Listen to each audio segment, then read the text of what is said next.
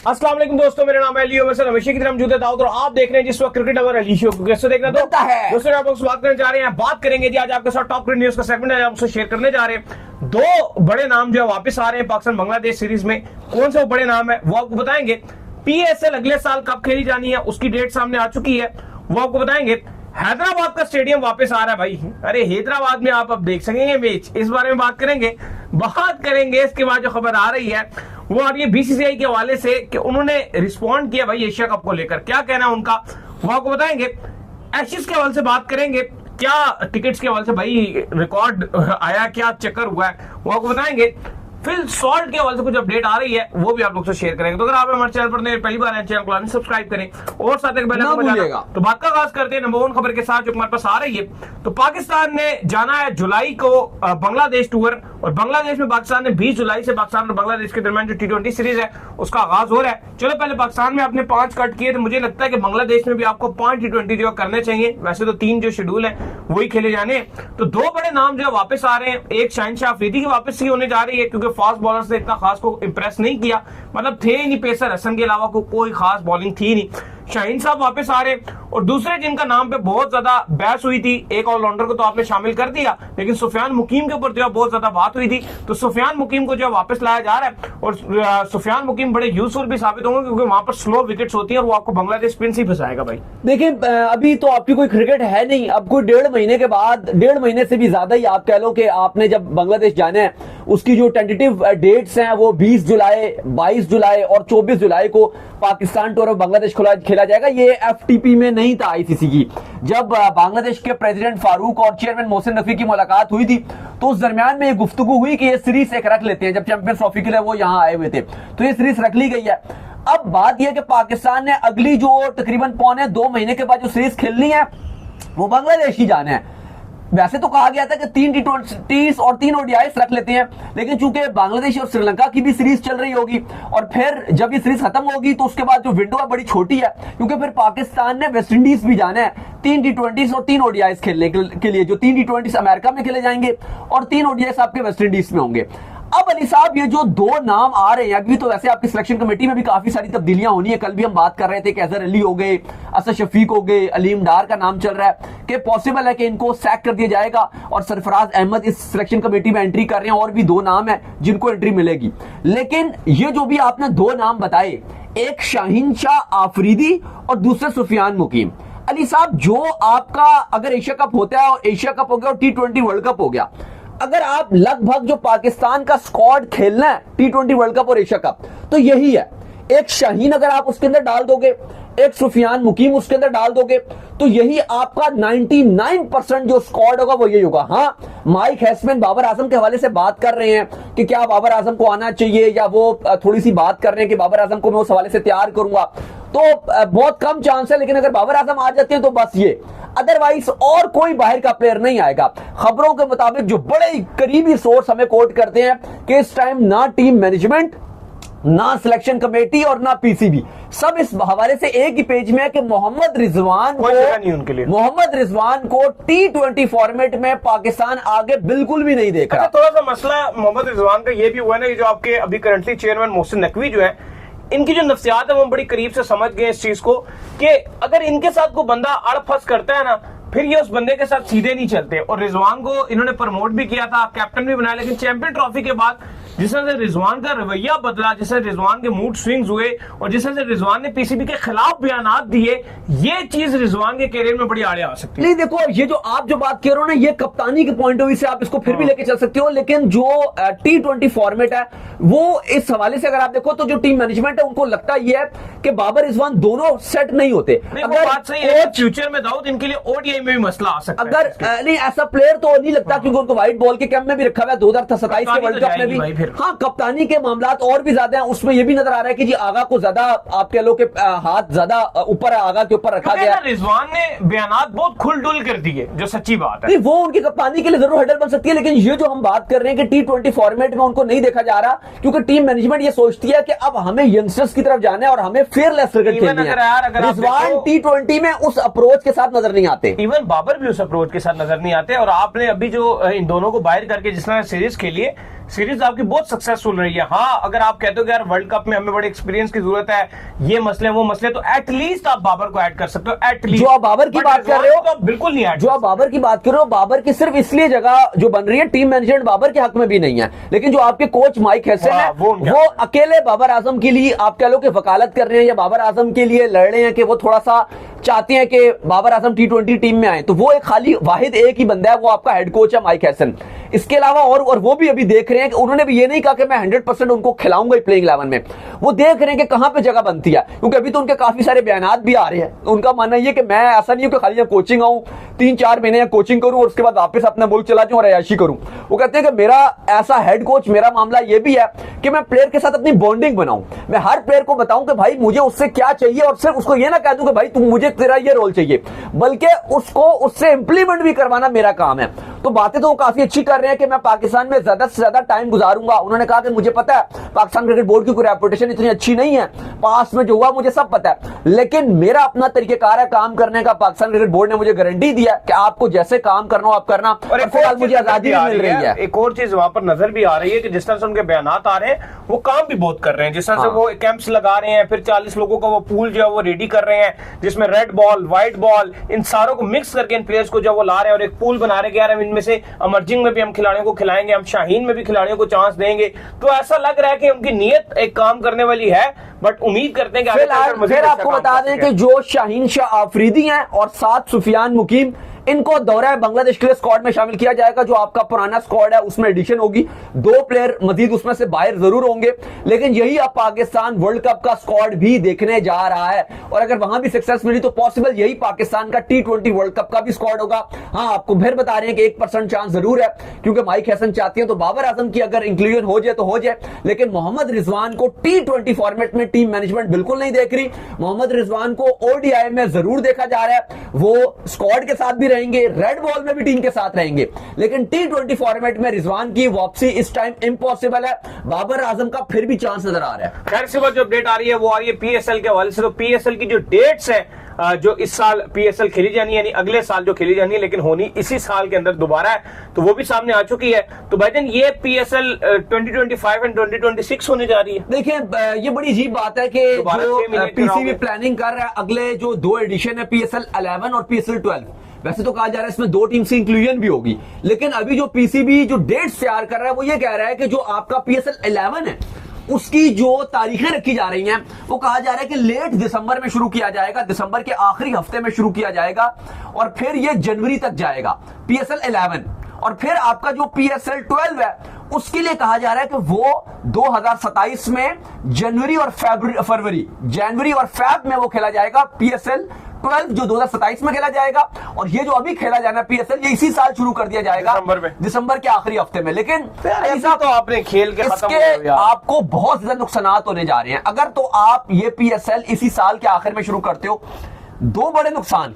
पहला सबसे बड़ा नुकसान तो आपको ये होगा कि अभी आपने PSL खत्म किया, फैंस का थोड़ा सा इंटरेस्ट कम होगा, क्योंकि आप 7 महीने में अगर PSL दोबारा शुरू कर देते हो, वो कहीं किसी भी तौर पे अच्छी चीज नहीं रहेगी।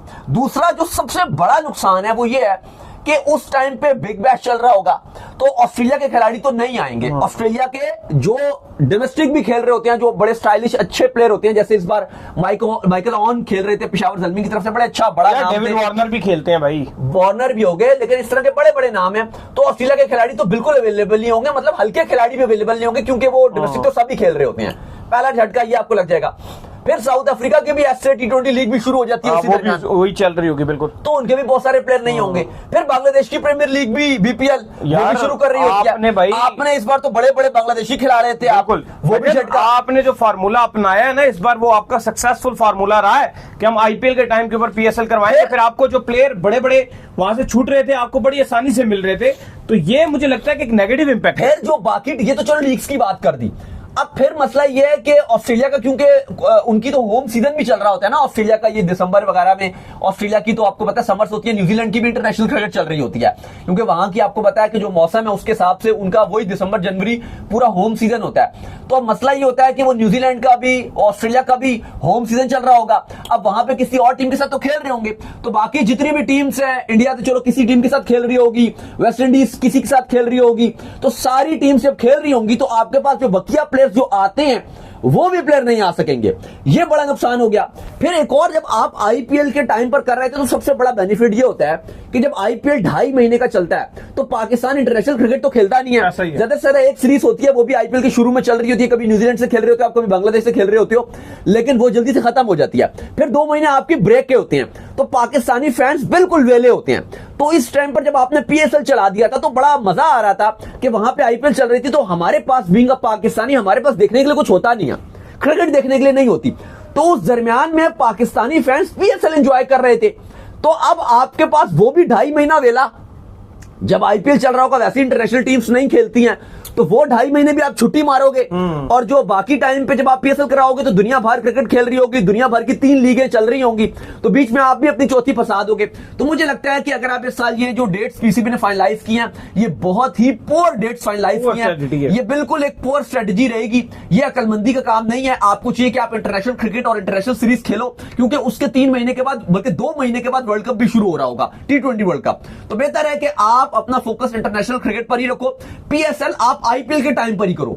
उससे फायदा ये होता है कि बाकी कोई लीग हो नहीं रही होती, और आईपीएल के जो अनसोल्ड प्लेयर होते हैं वो बड़े नाम होते हैं, तो वो भी आ जाते हैं। बिल्कुल। खैर, इसके बाद जो अपडेट आ रही है हमारे पास, वो आ रही है हैदराबाद के स्टेडियम के हवाले से। तो चेयरमैन मोहसिन नकवी जो उनकी सिंध गवर्नमेंट से मुलाकात हुई है, जहां पर उन्होंने अब ये फैसला कर लिया है कि जो हैदराबाद का स्टेडियम है उसको रीबिल्ड करेंगे, और ना सिर्फ जो है वो रीबिल्ड किया जाएगा बल्कि उसको बहुत ही जल्द इंटरनेशनल क्रिकेट भी दी जाएगी। भाई देखिए, ये बहुत बड़ी खबर है, आज की सबसे बड़ी खबर है हैदराबाद का नियाज स्टेडियम, जो चेयरमैन मोहसिन नकवी की सीएम जो मुराद साहब हैं सिंध के, उनसे जो मुलाकात हुई उसमें यह बात रखी गई है कि सिंध गवर्नमेंट भी पूरा का पूरा इस पे, आप कह लो कि जो पैसों की जरूरत पड़ेगी या जो भी फैसिलिटी जरूरत पड़ेगी, मशीनरी, हर चीज वो प्रोवाइड करेगी। और पीसीबी को कहा है कि इसी साल खत्म करें आप, 6 महीने के अंदर अंदर आप हैदराबाद का नियाज स्टेडियम को तैयार कीजिए, और फिर वहां पे जो इंटरनेशनल क्रिकेट है वो बहाल कीजिए।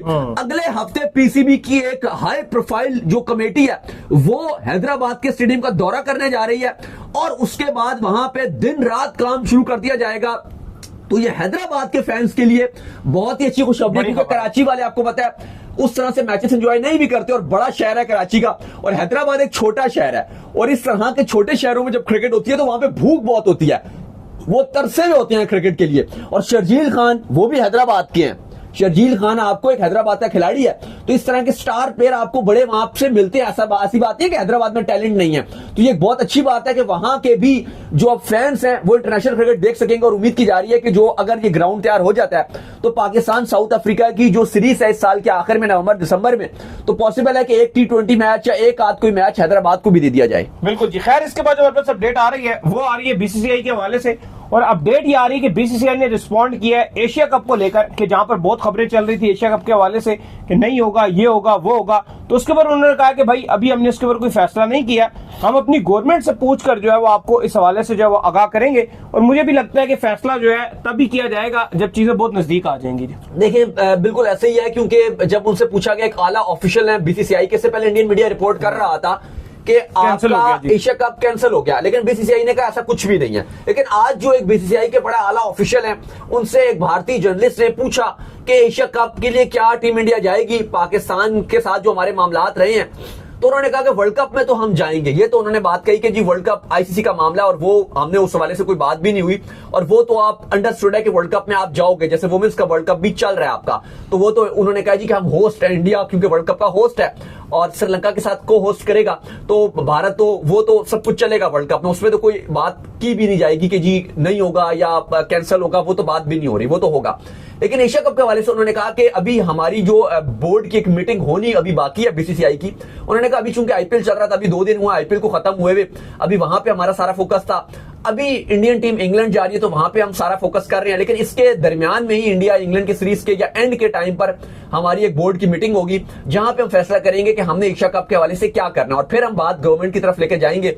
लेकिन उम्मीद की जा रही है कि अगर चीजें और मामलात बेहतरी की तरफ गए तो एशिया कप होगा। लेकिन बीसीसीआई ने ये सारा मामला कह दिया कि जो हमारी मीटिंग होगी उसके बाद हम बताएंगे कि एशिया कप को हम किस तरह से करेंगे। याद रहे कि हमेशा एशिया कप में 6 टीम्स होती हैं, इस साल एशिया कप में 8 टीम्स खेली जाएंगी और होस्ट भारत ही है।